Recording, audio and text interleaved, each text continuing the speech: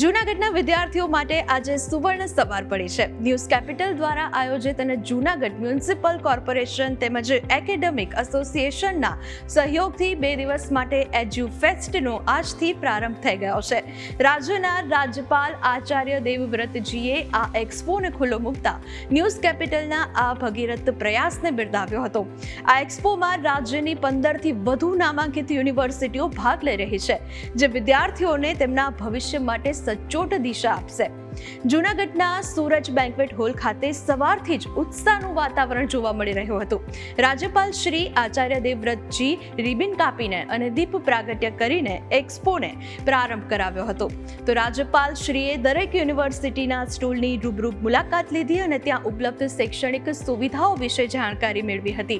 તો આ પ્રસંગે ધારાસભ્ય સંજય કોરાડિયા, સામાજિક અગ્રણી નિલેશભાઈ ધુલેશિયા, પૂર્વ ડેપ્યુટી મેયર ગિરીશ કોટેચા અને વહીવટી તંત્રના ઉચ્ચ અધિકારીઓ જેવા કે collector Anil Kumar Ranavasiya, municipal commissioner Tejas Parmar અને એસપી સુબોધ ઓડેદરા ખાસ ઉપસ્થિત રહ્યા હતા. મહાનુભાવોએ ન્યૂઝ કેપિટલની આ પહેલને શિક્ષણ ક્ષેત્રે એક ક્રાંતિકારી પગલું ગણાવ્યું હતું. આ માત્ર એજ્યુકેશન ફેસ્ટ નથી, પણ જ્ઞાનનો પણ સંગમ છે. અહીં રાજ્યની ટોપ 15 જેટલી યુનિવર્સિટીઓ અને જાણીતા ટ્યુશન ક્લાસીસ દ્વારા વિદ્યાર્થીઓને એડમિશન, વિવિધ કોર્સની વિગતો અને કારકિર્દી માર્ગદર્શન નિઃશુલ્ક આપવામાં આવી રહ્યું છે. આ એક્સપોની વિશેષ વાત એ છે કે જૂનાગઢ પોલીસ અને મહાનગરપાલિકા પણ સહભાગી થયા છે.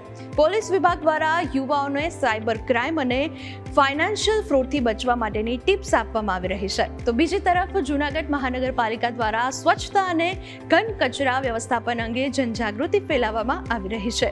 જૂનાગઢના સૂરજ બેન્ક્વેટ હોલ ખાતે આ એક્સપો 2 દિવસ સુધી સવારે 9 થી સાંજના 7 વાગ્યા સુધી ચાલશે. ન્યૂઝ કેપિટલના ઇનપુટ હેડ મયુરભાઈ માકડિયા અને જૂનાગઢ એકેડેમિક એસોસિએશનના પ્રમુખ વિજયભાઈ ખખ્ખરની જહેમતથી આ આયોજન જૂનાગઢના વાલીઓ અને વિદ્યાર્થીઓ માટે વરદાન સાબિત થઈ રહ્યું છે. જો તમે પણ તમારા સંતાનોના ઉજ્જવળ ભવિષ્ય માટે મૂંઝવણમાં હો તો આ એજ્યુફેસ્ટની મુલાકાત લેવાનું ચૂકશો નહીં. તો ચોક્કસપણે ન્યૂઝ કેપિટલનો આ પ્રયાસ જૂનાગઢ અને આસપાસના વિસ્તારોના વિદ્યાર્થીઓને નવી ઊંચાઈઓ સર કરવામાં મદદરૂપ થશે. શિક્ષણ જગતની આવી જ તમામ અપડેટ્સ માટે તમે જોતા રહો ન્યૂઝ કેપિટલ.